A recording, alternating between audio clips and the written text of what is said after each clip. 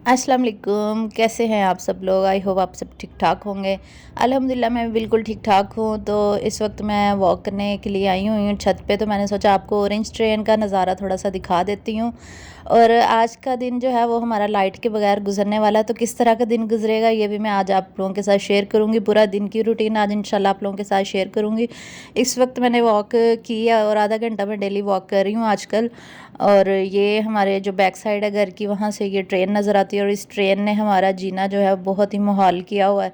बहुत शोर आता है जब भी ये गुज़रती है, हमारा तो घर ही हिल जाता है इसकी दमक से, क्योंकि घर बिल्कुल साथ है, तो इस वजह से बहुत मसला होता है।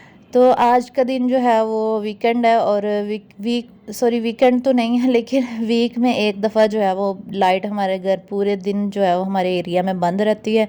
तो हम कैसे गुजारा करते हैं ये इंशाल्लाह आज आपके साथ शेयर करूँगी। आज का दिन ट्यूसडे का दिन है, और आज पूरा दिन लाइट गायब रहनी है और सुबह 8 बजे जाती है और फिर 3 साढ़े 3 या फिर कभी 2:30 बजे भी आ जाती है। तो इस वक्त वॉक करके आ चुकी थी जब मैं, तो मैंने पानी गर्म करने लगी तो देखा तो ओवन में तो लाइट ही नहीं थी, तो फिर मैंने ऐसे ही पी लिया। और ये आप सोच रहे होंगे लाइट तो नज़र आ रही है, तो ये यूपीएस पे है। किचन की जो लाइट है ये यूपीएस पे की हुई है, तो इस वजह से बस हमारा यूपीएस चलता है, लाइट वगैरह ही चलती हैं। और मशीन्स वगैरह तो चला नहीं सकते यूपीएस पे। तो फिर मैंने पानी ऐसे ही पी लिया, और उसके बाद नाश्ते के लिए सालन नहीं था, तो मैंने सोचा कुछ सालन बनाती हूँ। घर में कुछ भी हो ना तो मैं बना बना लेती हूँ, क्योंकि सुबह सुबह तो मुझे किसी ने सब्ज़ी ला के नहीं देनी, और आज सब्ज़ी वाला भी नहीं आया, मैं उसका वेट करती रही काफ़ी देर। तो फिर मैंने सोचा कि घर में जो भी है वो मैं बना लेती हूँ। घर में सिर्फ अंडे थे और समझ नहीं आ रहा था क्या बनाऊँ, तो फिर मेरे जहन में एक आइडिया आया कि कुछ तो बनाती हूँ अंडों से जो स्पेशल भी हो और मज़े का भी हो। फिर मैंने सोचा मैं अंडों वाली ग्रेवी का जो सालन होता है ना वो बनाती हूँ। बहुत मज़ेदार बनता है और आप लोग भी ट्राई करना। मैंने फ़र्स्ट टाइम वो वाला सालन बनाया था कोफ्तों के साथ, तो वाकई बहुत डिलीशियस बना। तो आप लोग ट्राई ज़रूर करना, तो और फिर मुझे फ़ीडबैक भी देना। और इसके अलावा आप इंस्टाग्राम पे मुझे पिक भी शेयर कर सकते हैं। तो मेरा इंस्टाग्राम डिस्क्रिप्शन से आपको आईडी मिल जाएगी, तो आप मेरे साथ पिक्चर भी शेयर कीजिएगा बना के रेसिपी की। तो ये रेसिपी बहुत ही आसान है और मज़े की बहुत बनती है। सबसे पहले आपने प्याज़ों को ब्राउन होने के लिए रख देना। फिर उसके बाद मैंने अंडों को भी साथ ही रख दिया था बॉयल होने के लिए। यहाँ पे 4 से 5 अंडे लिए हैं, और साथ मैंने दूध का गिलास और खजूरें ले ली, क्योंकि मैंने नाश्ता नहीं किया हुआ था, सिर्फ वॉक करके ही आई थी, और साथ मैं सालन बनाना शुरू हो गई थी। और दूध का 1 कप लिया है यहाँ पे, और 2 खजूरें ये मैं खाने लगी हूँ इस वक्त। और दूध जब मैं गर्म करने लगी तो पता चला ओहो ओवन तो चल नहीं रहा, फिर मैंने ऐसे ही पी लिया उसमें केतली में गर्म करके। अब मैं यहाँ पे मिर्चें और टमाटर जो है ये काट के मैं ग्राइंड करूँगी, और साथ में जो ब्राउन किए हुए प्याज है वो भी ग्राइंड ही करने हैं। ब्राउन करने के बाद ग्राइंड करने हैं, फिर इनका बहुत अच्छा टेस्ट आएगा। बिल्कुल कच्चापन भी दूर हो जाता है और इसका तो अपना ही बहुत अच्छा फ्लेवर होता है। जब मैंने टमाटर भी जग में डाल दिए, हरी मिर्चें भी जग में डाल दी, और मैंने कहा कि प्याज ब्राउन हो गए, अब मैं प्याज़ों को निकाल के तो डालती हूँ जग के अंदर, क्योंकि बहुत ज़्यादा प्याज़ों को ब्राउन नहीं करना, बस लाइट सा ही ब्राउन करना है। जब मैंने उनको निकाला और जग में डालने लगी, तो फिर मुझे याद आया कि मशीन तो चलनी ही नहीं है, लाइट ही नहीं है। फिर मैंने वापस डाल दिया। मेरे जहन में बिल्कुल भी नहीं था कि आज लाइट नहीं है, क्योंकि वो यूपीएस चल रहा होता है ना, तो पता नहीं चलता लाइट का। तो फिर मैंने वापस डाल दिया। अचानक मुझे याद आ गया कि ओहो लाइट तो है नहीं, मैं ग्राइंड कैसे करूँगी। फिर मैंने सोचा कि मैं ऐसे ही ग्रेवी बनाऊंगी, और बिल्कुल वैसी बनेगी जैसे ग्राइंड की हो। तो ऐसी ग्रेवी आज आप लोगों को मैंने बना के दिखानी है, और रियली आप लोगों को यकीन नहीं आएगा ऐसी ही ग्रेवी बन गई थी।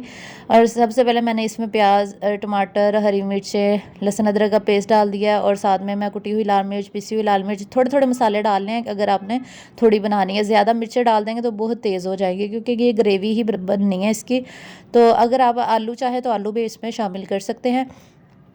और फिर साथ में इसमें मैंने बाकी मसाले भी डाल दिए, जो जो आप डालना चाहें डाल दें। थोड़ा सा मैंने पानी डाला और उसको अच्छे से मिक्स करके भून लिया अच्छे तरीके से। जब तक ऑयल नहीं छूटेगा तो इसको अच्छे तरीके से भून लेना है, क्योंकि मैंने तो इसको बिल्कुल मैदे की तरह बनाना था ग्राइंड करके, कि बिल्कुल कुछ भी नज़र ना आए। इसको अच्छे तरीके से जो है वो ब्लेंड होना चाहिए, फिर ही ग्रेवी अच्छी लगती है अंडों, उबले हुए अंडों के अंदर। वरना वो मज़े का नहीं लगता। प्याज उसमें नज़र आ रहे हो, टमाटर नज़र आ रहे हो, तो फिर अच्छा नहीं लगता। तो मैंने इसमें पानी डाल के इसको हल्की आँच पे रख दिया। फिर उसको मैंने बहुत ज़्यादा पकाया, तकरीबन 15-20 मिनट मैंने इसको पकाया। फिर उसके बाद मैंने इसको मैश किया, अच्छे तरीके से मिक्स करती गई। तो वो ये एक मसाला जो है वो बन गया था। लेकिन अभी भी वैसा नहीं था जैसा कि उसमें होता है। फिर मैंने यहाँ पे मेरी हेल्पर आ गई थी और वो यहाँ पे सफाई वगैरह का काम शुरू कर दिया। तो बहुत सारे लोगों ने मुझे कमेंट्स में कहा था कि आपने बच्चे से सफाई करवा रही हैं।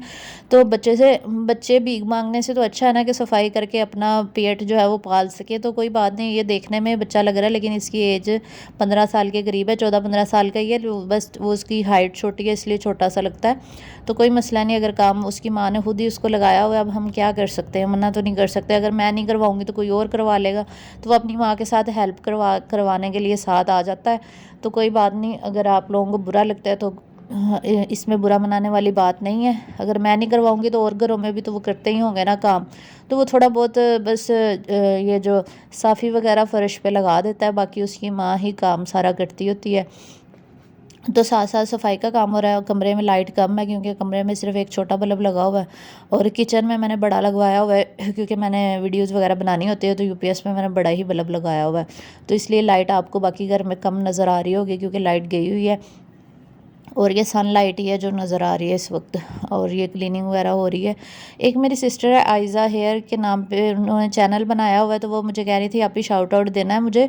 तो आयज़ा, आपके चैनल पे तो वीडियोज़ ही नहीं है, एक वीडियो लगी हुई है, वो भी आपने 6 माह पहले लगाई है। आप पहले वीडियोज़ तो लगाएं बेटा, फिर ही मैं आपको शाउट आउट दूँगी ना।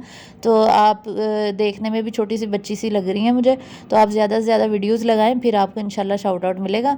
तो यहाँ पर मैंने ग्रेवी बना ली थी अच्छे तरीके से, और फिर मुझे याद आया कि कोफ्ते भी मैं लेकर आई थी काफ़ी दिन पहले, तो वो थोड़े से बचे हुए पड़े हुए हैं, तो चलो वो भी डाल देती हूँ। कोफ्ते वाले अंडों का सालन बन जाएगा। तो ग्रेवी मैंने इसको इतने अच्छे तरीके से मिक्स की, और फिर जब मैं ये कबाब रखने लगी थी, सॉरी कोफ्ते रखने लगी थी ओवन में, क्योंकि इसको थोड़ा सा नरम करके फिर ही हांडी में डालते हैं, लेकिन मुझे याद आया कि लाइट नहीं है, फिर मैंने ऐसे ही डाल दिया और इसको मैंने भून लिया था, और वो बिल्कुल परफेक्ट बने थे। आप ऐसे भी बना सकते हो, ज़रूरी नहीं है कि आपने पहले फ्राई करने हैं फिर निकालना है, क्योंकि बाज़ारी है ना ये, इस वजह से मैंने ऐसे ही बना लिया। और फिर मैंने, क्योंकि अभी भी मुझे प्याज और टमाटर नज़र आ रहे थे, फिर मैंने कोफ्ते भूनने के बाद मैंने इसमें पानी डाल दिया, 1 से 2 कप मैंने इसमें डाल दिए थे, ताकि ये अच्छे से कोफ्ते जो है वो पक जाए, और साथ में जो मसाला है वो भी अच्छे से मिक्स हो जाए। तो यकीन करें मसाला वाकई बहुत अच्छे से मिक्स हो गया था, बिल्कुल ग्रेवी बन गई थी जैसे मैंने ग्राइंड करके डाला हो सब कुछ। तो तब तक अंडे भी बॉयल हो चुके थे, तो यहाँ पे अंडों को मैंने कहा तब तक छील लेती हूँ जब तक ये बन रहा है। क्योंकि घर में कुछ भी हो ना, अगर आपको कुकिंग आती है ना, आप कुछ ना कुछ बना ही लेते हैं। क्योंकि सुबह का टाइम हो ना, तो घर में अगर सालन ना हो तो मैं सुबह सुबह कुछ ना कुछ बना लेती हूँ, और घर में कुछ भी हो तो आपके पास कोई ना कोई आइडिया जहन में आ ही जाता है कि हम ये बना लेते हैं, चलो वो बना लेते हैं। तो फिर बस इसी तरह मैं फिर कुछ ना कुछ बना लेती हूँ। तो एक अंडा ख़राब हो गया था, मैंने तो 5 डाले थे, तो फिर मैंने 4 ही अंडे डाल दिए थे। एक अंडा फट गया था और उसमें से वो निकल आई जर्दी। तो ये देखिए कोफ्तों के अंदर ऐसे लग रहा है ना जैसे ये मैंने ग्राइंड करके ही ग्रेवी डाली हुई है, लेकिन ग्राइंड नहीं किया हुआ, मैंने इसको पकाया ही वो ज़्यादा है कि वो बिल्कुल ग्राइंड होगी। जब मैंने कोफ्ते डालने के बाद इसमें पानी डाला था, और फिर इसको मैंने 15 से 20 मिनट मैंने अच्छी तरीके से पकाया। ये देखिए बिल्कुल मिक्स होकर ग्रेवी बन चुकी है। फिर मैंने इसको बहुत अच्छे तरीके से डोई चला के इसको मिक्स किया कोफ्ते डालने के बाद। तो अब बिल्कुल ग्रेवी बन गई। अब मैंने इसमें अंडे शामिल कर दिए क्योंकि सालन बिल्कुल पक चुका है। तो अब अंडे डालने के बाद बिल्कुल लो आंच कर देनी है, लो आंच पे ऑयल जो है वो ऊपर आ जाएगा। जब ऑयल ऊपर आ जाता है तो फिर इसका मतलब है कि आपका सालन जो है वो डन हो चुका है। तो यहाँ पे ये देखिए भी बिल्कुल डन होने वाला है। तो यहाँ पर मैंने बिल्कुल लो आंच कर दी है, और जब ऑयल छूट जाएगा तो फिर हम इसमें गरम मसाला और धनिया वगैरह शामिल कर देंगे। तो ये बहुत मज़ेदार सालन बना था। और ये फ़र्स्ट टाइम मैंने अंडा कोफ्ता बनाया था। पहले तो मैं अगर बनाती होती थी तो सिर्फ अंडों की ग्रेवी के साथ बना लेती थी, या कोफ्ते सिर्फ बनाए हुए हैं, लेकिन ऐसे मैंने कभी नहीं बनाया था। ये फ़र्स्ट टाइम मैंने बनाया। एंड पे मैंने गरम मसाला पाउडर उसके ऊपर स्प्रिंकल कर दिया हल्का सा, और थोड़ा सा धनिया। और ये गरम मसाला पाउडर मैंने खुद ही बना के घर में रखा हुआ है, और गरम मसाला साबुत लेके मैंने उसको ब्लेंड कर लिया था ग्राइंडर में, और उसका पाउडर बना के मैंने रखा हुआ है। और जब भी सालन में बनाती हूँ, जब ऑयल छूट जाता है तो एंड पे मैं उसमें स्प्रिंकल कर देती हूँ, थोड़ा थोड़ा छिड़क देती हूँ, तो फिर बहुत मज़े का टेस्ट आता है। और साथ में थोड़ा सा धनिया ज़रूर डाला करें। और जो हरी मिर्चें मैंने डाली थी ग्रेवी के अंदर शुरू में, वो मैंने 2-3 ही थी, वो मैंने निकाल दी थी क्योंकि वो बहुत ज़्यादा, वैसे तो उनका असर तो सारा निकल गया था, लेकिन वो नज़र आ रही थी तो मुंह में भी आती हैं, तो फिर इसलिए वो मैंने निकाल दी। और ये देखिए सालन बिल्कुल हमारा रेडी हो चुका है नाश्ते के लिए। तो मैंने नाश्ते में हमने यही खाया था, और वाकई बहुत मज़े का सालन था, बहुत बहुत मज़ा आया था। तो मेरी एक बहन है हिफ़्ज़ा शाहिद, उन्होंने कमेंट किया था कि आप भी रोटी बनाना सिखा दें फूली हुई रोटी कैसे बनती है। तो मेरी बहन, रोटी बनाना भी एक आर्ट है, अगर आपके अंदर वो है तो फिर आपसे रोटी खुद ही फूली हुई बन जाएगी। आप कोशिश किया करें ज़्यादा से ज़्यादा प्रैक्टिस की, जितनी ज़्यादा आप प्रैक्टिस करेंगे उतनी ही रोटियाँ अच्छी बनेंगी, आपसे खुद ही फूली हुई बनेंगी। ये प्रैक्टिस के साथ ही बनती है। अच्छा, तो यहाँ पे मैंने पांडा मार्ट से कुछ चीज़ें मंगवाई थी।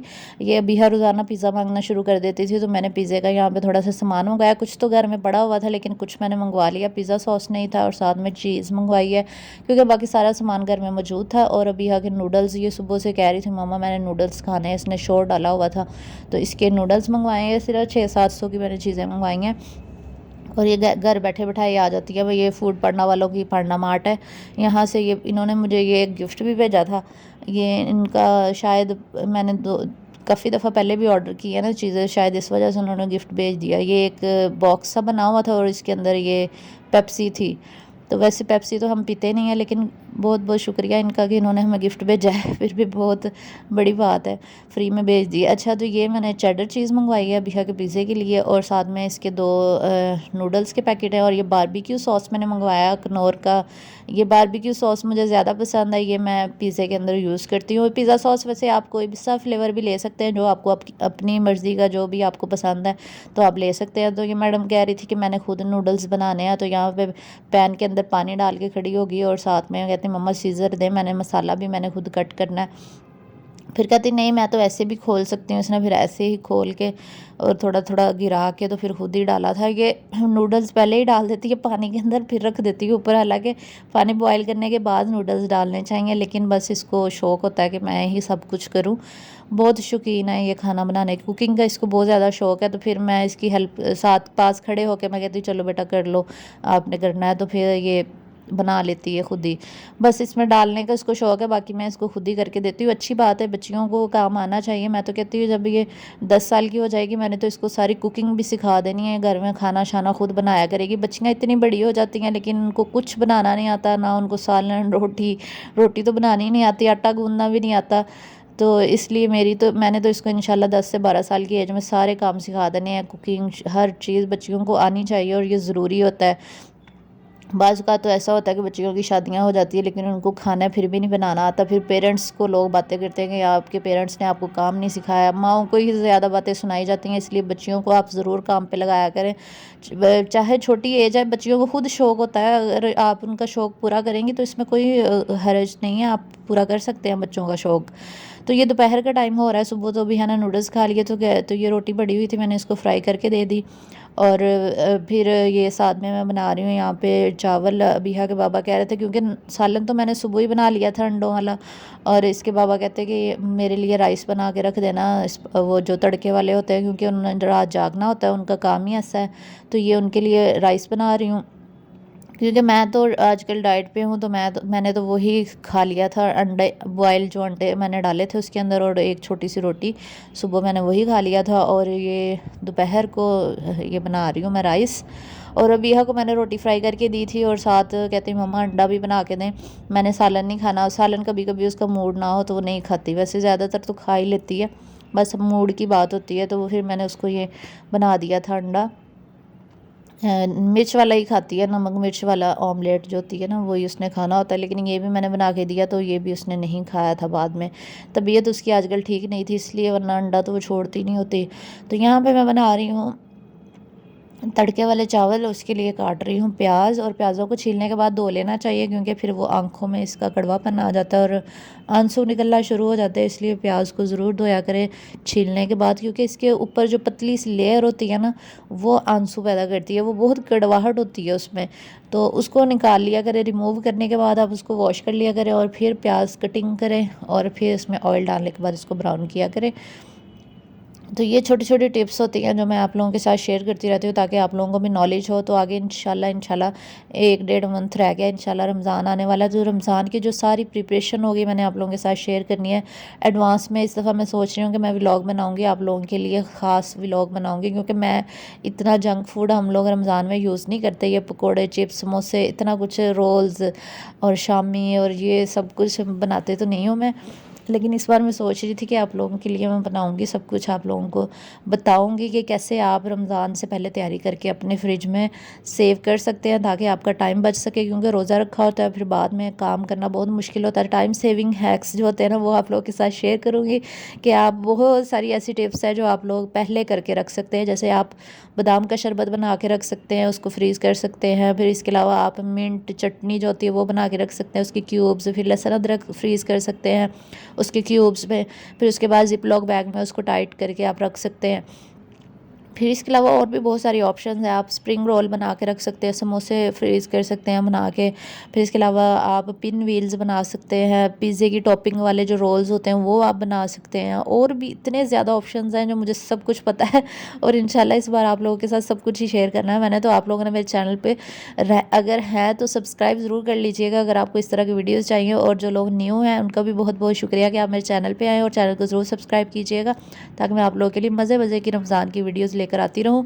तो अबिहा के लिए फिर मैंने बाद में चूरी भी बनाई थी, क्योंकि इसने वो रोटी नहीं खाई थी, कह रही थी मामा मुझे चूरी बना दे। अंडा भी उसका बचा वैसे ही पड़ा हुआ है, और ये चावल भी यहाँ पे बन चुके हैं। और अब हम लंच करने लगे हैं। मैंने तो बस ये राइस थोड़े से ही ले लिए थे और अंडे के साथ मैंने खा लिए थे। ये मेरा शाम का खाना हो गया था, दोपहर और शाम का इकट्ठा ही हो गया था, क्योंकि मैं सिर्फ 2 टाइम आजकल खाना ले रही हूँ। पहले भी मैं 2 टाइम ही खाती थी, लेकिन आजकल भी मैं 2 टाइम ही ले रही हूँ। ये इतने से मैंने बस राइस लिए थे और 1 अंडा और 1 कोफ्ता, बस ये मेरा था शाम का खाना। तो मैं ये तो अब खाने लगी हूँ, तो आप लोग भी जाएँ और इस रेसिपी को ट्राई करें और फिर मेरे साथ आप लोगों ने शेयर करना है कि कैसी बनी है। अबिहा को चूरी देने लगी हूँ और मैं राइस खाने लगी हूँ। इंशाल्लाह नेक्स्ट व्लॉग के साथ आप लोगों के साथ मुलाकात होगी। अपना बहुत सा ख्याल रखिएगा और मुझे दुआओं में याद रखिएगा। मैं भी आप सबको अपनी दुआओं में याद रखती हूँ। तो इंशाल्लाह अगर ज़िंदगी रही तो आप लोगों के साथ रमज़ान में मिलूँगी, और रमज़ान में भी बहुत सारी वीडियोस मैंने आप लोगों के साथ शेयर करनी है। मेरे पास बहुत रेसिपीज़ पड़ी हैं रमज़ान के हवाले से जो मैंने आप लोगों के साथ शेयर करनी है। इंशाल्लाह नेक्स्ट व्लॉग के साथ मुलाकात होगी। अल्लाह हाफ़िज़।